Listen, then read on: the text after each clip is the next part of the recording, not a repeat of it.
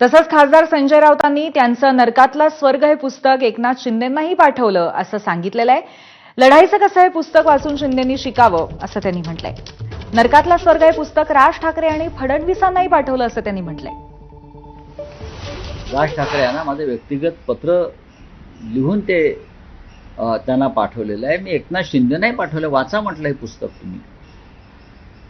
माणसानं संकट काळामध्ये पळून न जाता कसं आपल्या पायावर उभं राहिलं पाहिजे, यातून जर काही कोणाला प्रेरणा घेता आली म्हणून ते पुस्तक मी लिहिलं आहे. मी देवेंद्र फडणवीस यांना हे बालसाहित्य पाठवलेलं आहे.